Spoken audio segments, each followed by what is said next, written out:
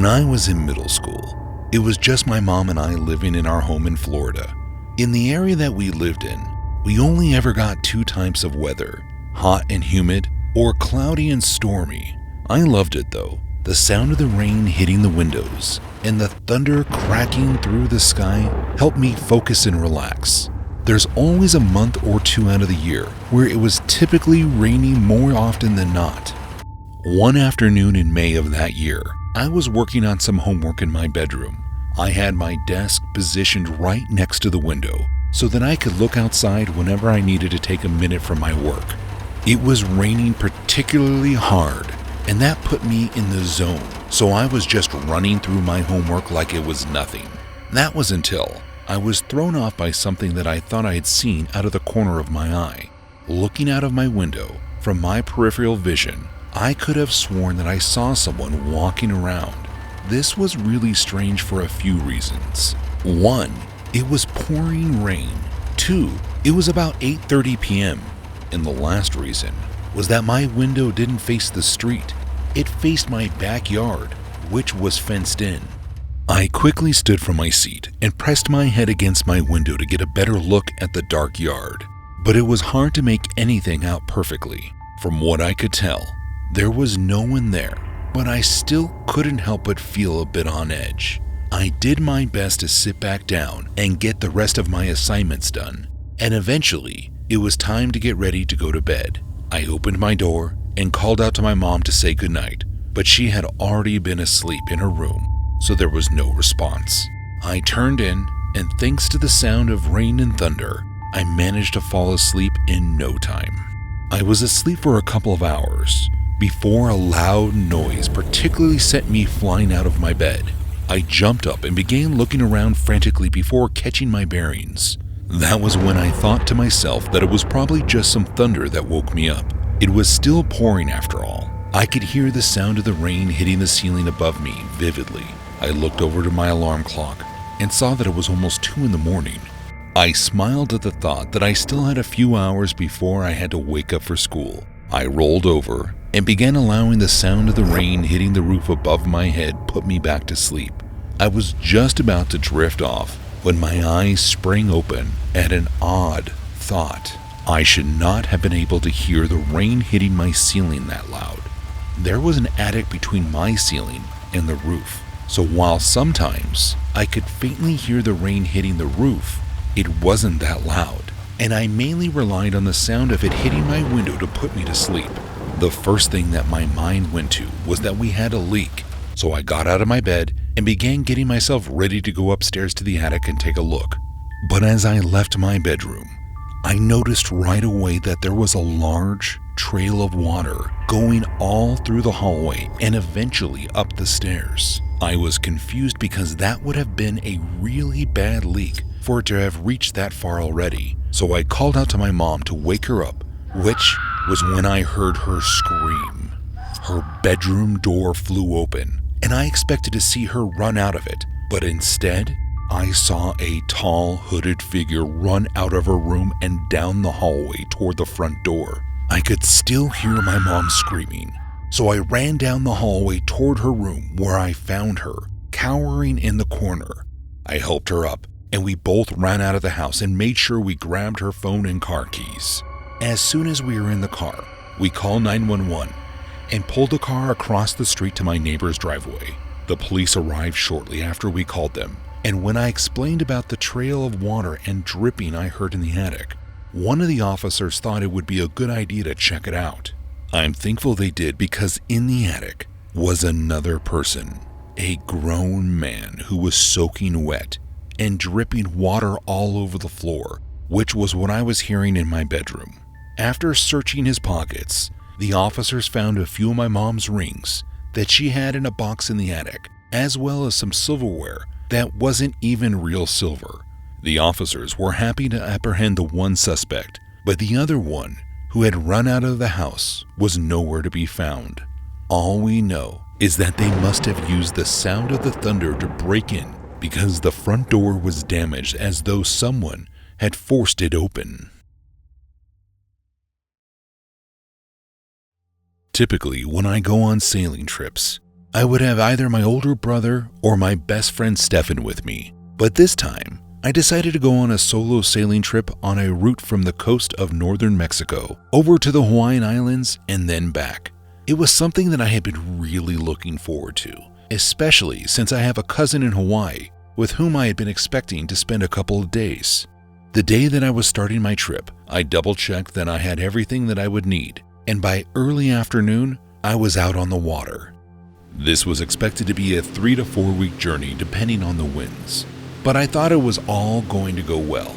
I never would have seen the storm coming, especially since I checked my weather radar, and at least that morning, it was projected to be clear skies throughout the first portion of my journey. However, toward the end of my first night sailing, right before I was about to turn in for a couple of hours, I spotted a bit of lightning on the horizon, and I was heading right for it. I checked my charter map and figured I could plan a route around the edge of the storm. That way, I could get an hour or two of sleep here and there throughout the night. It only took about 10 minutes before the storm was on us, and I could feel the waves crashing against the side of the boat. The thunder boomed overhead as I rocked back and forth with my eyes closed in my cabin.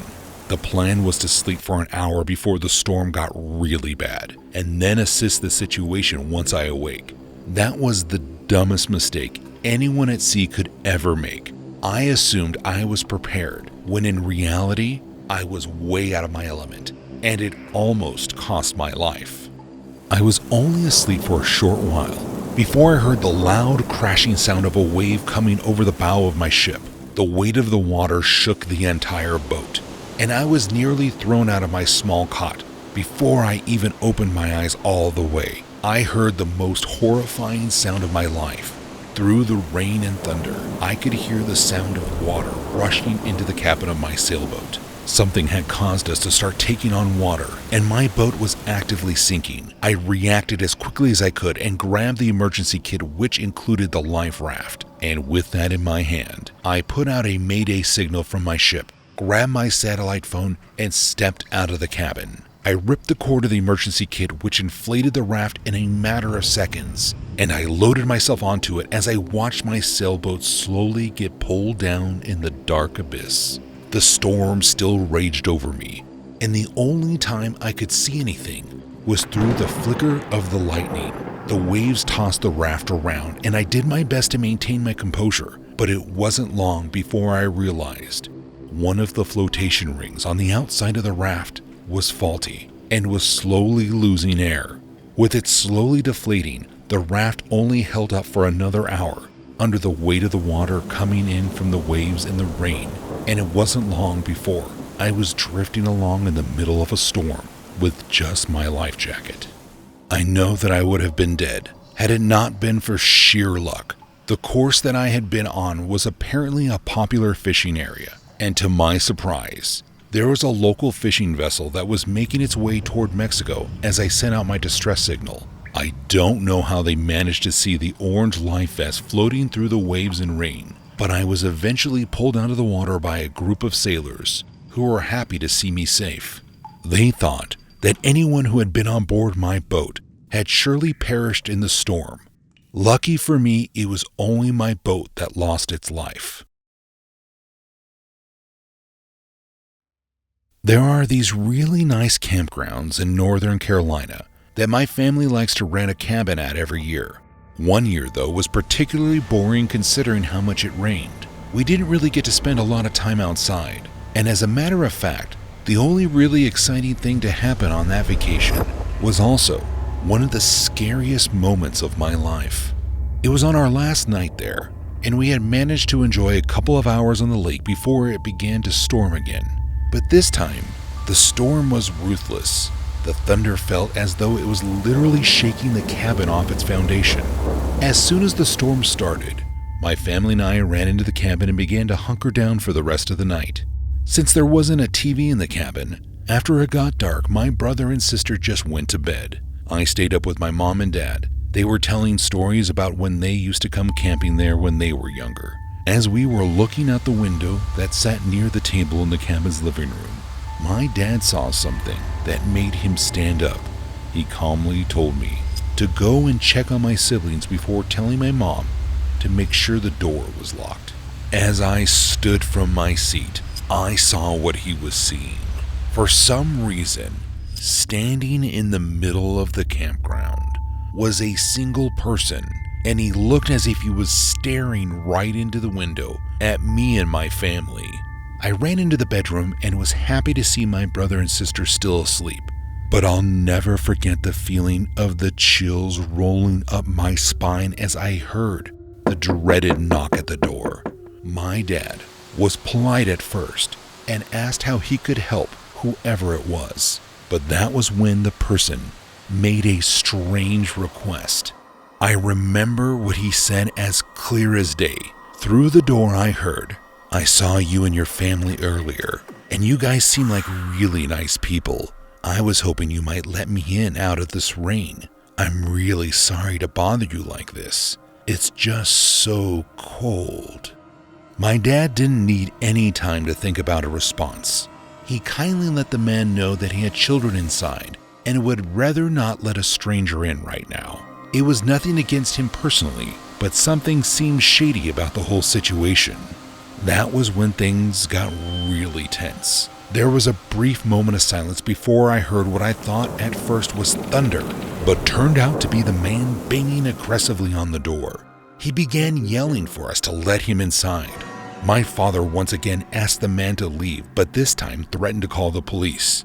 After that, we heard the sound of him walking off the small front porch of the cabin. My mom and dad waited to see if the man had actually left, and after a minute my dad thought it would be safe to look out of the window. But as soon as he made himself visible, he could see the man, who was now standing at the edge of the campsite.